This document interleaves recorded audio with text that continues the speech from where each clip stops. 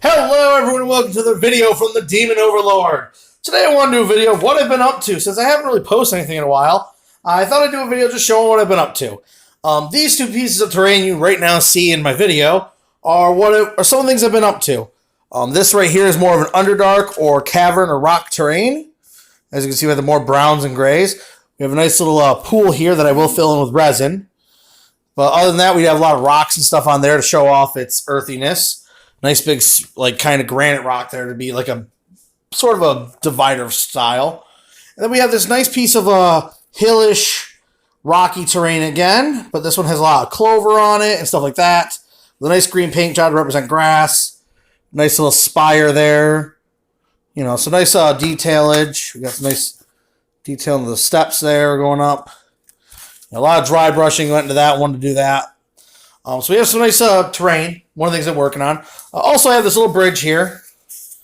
Now, you might be thinking, wow, just a simple bridge, but it's just like a little rock bridge to, you know, for players walk across. Right here. It will work between these two.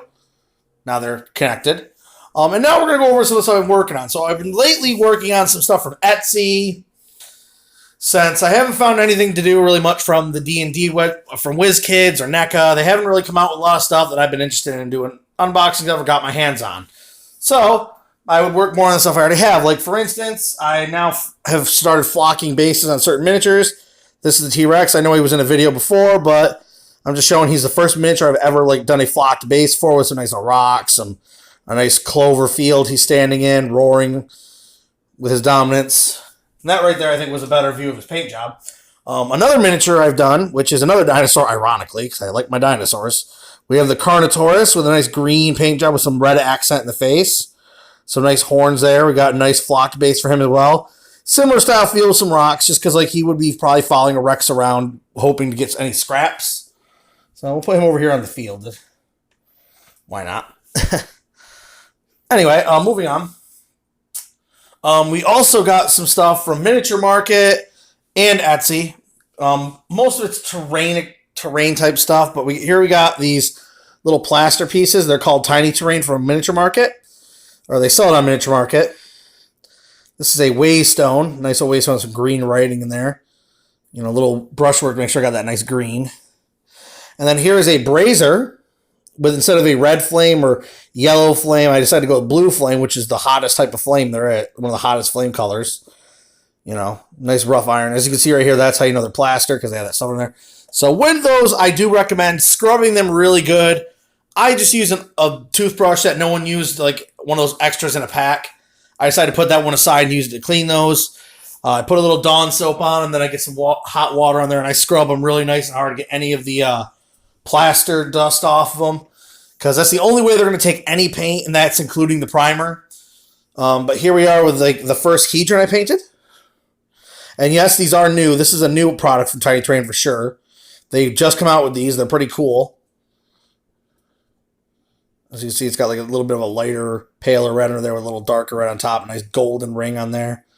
Nice earth tone there. And then you see, I don't paint the bottoms. They're super glossy, so they're really hard to get paint to stick to it. I recommend not doing that. Here's another Hedron I painted. Little green silver Hedron. More of a wildlife, so we'll put this one over here on top of my green terrain. And here is a more frosted one with copper and as well as silver for rim. Put this one right here on that type of terrain. Then we got this nice purple one, which I just thought, because purple. A little purplish, why not? With a nice bronze. You know, try some different colorations out. And then the last of the 5 Hedrons that I painted. A yellow with a silver top, or a little grayish top on there. And a rough iron around the edge, because I felt it helped pop that yellow out. So, you know, and I love, you gotta admit, see, look how this terrain fits together, even though it's not the same style, they fit together really nice. That's another factor of using this nice foam terrain. Yes, these are foam terrains I actually got around cutting with a hot wire cutter. And as you can see, they all came out pretty good.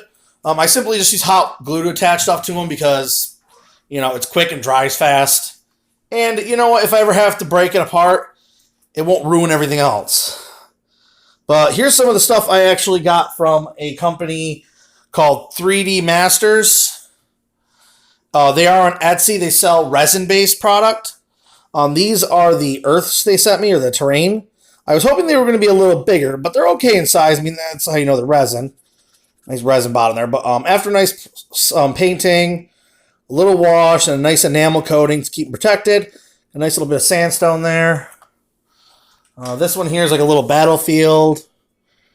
I got some skulls there and some rocks. Probably should have done a little more dry brushing on the skulls, but I'm good the way it is. I don't feel like really touching up again. Here's a nice little grass field, like a little grassy spot with some rocks just for, just for an additional fun. I got this nice little outcropping of sharp stones. Maybe you could say, like, if you want to be a smart aleck, you could say that's the back of a terrace sticking out of the ground. Pretty nice piece. And then we have another battlefield, or maybe it's part of the other battlefield. Like maybe it's another part is it's another weapon area with less on it. Here is one of my favorite pieces of the little water zone. I like to call this the water stones outcropping, where you have a nice blue stone surrounded by regular rock, and then water traveling around through the cracks. Maybe this could be a spot where your party could find an elemental wellspring of water mana to use, or maybe they find water elementals there being created, or they just use it as a spot to fill up their canteens with a very energizing water. Maybe it's like almost a Gatorade water where it has a lot of electrolytes in it, and maybe it just boosts them, makes them feel good. Like, I don't know, maybe if they drink this before they do something athletic, they get advantage. So, almost like a potion water. And then we have this little lava outcropping. Now, this one, I tried to go easy on how much lava. I was tempted to go through all the cracks like I did with the water, but then I felt it would look almost the same with a big rock source and, stuff leaking from it. So I made it a smaller lava rock, but, black stone all around it. And I actually left, like, on the edges there, how you'll see, like, little bits on the edge. I actually left that because, like, lava occasionally bubbles and, pops. And then it's like as if it's coming out of the red stone. Try to keep it on the one side because I didn't want it going down the back. But yeah, nice cool lava piece. On top of that, we also have the miniatures. Now, this is the Slad miniature I did from it. As you can see, nice cool Sladdy with his red eyes. Gave him a little bit of orange belly to kind of give him a little color. And I noticed in the picture they have a little bit of some blue, so I gave him a little bit of some blue speckling on his back. Those nice black claws used to implant his tadpoles. And then we also have the blue Slad.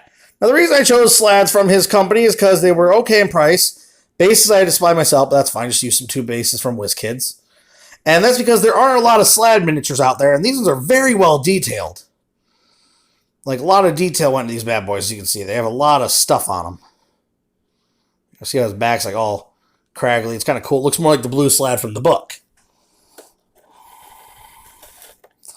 There we go. And then we also got, there he is, my little kobold here. He's from the same place as those Slads. As you can see, he's just a nice little kobold. Very nice resin with a nice little shield, sword. Made it like a drake tooth, or a dragon's tooth, maybe. Little red-eyed blue kobold with a nice little vest. He'd be a good PC since he is a obviously medium-class kobold. So he'd be pretty cool to have for a group. Put him right next to the brazier. So I feel that's where the kobold's going to go. And like I said, they came from a company called 3D Masters on Etsy. I might be slightly off with the part, but, it'll get you close to that type of thing. So if you want to find these guys for yourselves, that's where you go to get them. I mean, other guys on Etsy will also make them, but that's who they specifically came from. And now we're going to move on to a company also on Etsy called Griffin Co. They made me this bad boy right here, this big dragon. Very nice dragon here. I made it more of like a gemish green touch dragon. I made him very simple. I didn't really do a ton of work on him. He was literally a speed paint. Came out not too bad. Coated him with enamel too, just like I would any other miniature to keep him protected. So, not much to say about him. He's very simplistic. I didn't do a ton of crazy markings on him. I might go back and touch him up later. Right now, though, he's good the way he is. And now moving on to the other parts, we got this nice sort of a dwarven-looking horn, like for a city. I mean, these are great for a city if you have like a town or a city that's big enough. Maybe they have this at the center of the square where it's on a pedestal and it blows and makes a big alert call for everyone. You know, if it sounds, come to the square and get it. I did a couple different metal colors, like a couple like gray mixed with some steels, some iron, a little bit of gold here, some silver, you know, since it's probably dwarven made. I made like the horns a silver horn, you know, instead of natural horn because I couldn't get skeletal bone to look just right with all that metal. It wasn't working the way I thought. So next up we actually have an owlbear. A very nice owlbear. This is a little bit more on, I think, Pathfinder style with these big wings. But, you know, looks nice and big. I made a female coloration, which I've said before in another video that I feel female owlbears are just kind of the dungy brown since the male's got a display to get the female's attention. And I made that obvious in her offspring, which right here are the little cublets that I also came with. So I have an owlbear family. This would be a little female cub. Her nice little brown like her mother. And then we actually have the male cublet, which I made him like a purple, like how the owlbear looks in the 5th edition book. Or Monster Man. A nice quick little paint job on him. And he came out pretty good. He's a nice little owlbear cublet to go with his sibling. And that's mostly what I've been working on, some of this stuff. I mean, I've done some other terrain. You know, like, there's other terrain to make out there, and I've made others. I've made some ruins. I've made a nice battle coliseum, like a little above-ground battle coliseum with, like, actually risers, like, kind of almost a riser, a section with a throne on it and stuff like that. So, you know, I made cool stuff. I've been working on some terrain, working on these cool Etsy stuff. And that's what I've been doing. So that's what I've been doing in between this time frame of me not posting anything for the holiday season and such.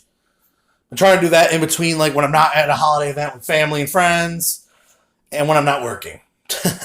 So anyway, guys, like as usual, do like and subscribe down below if you haven't subscribed already. It helps, you know, keep the channel going. It helps me keep finding reason to keep making these videos.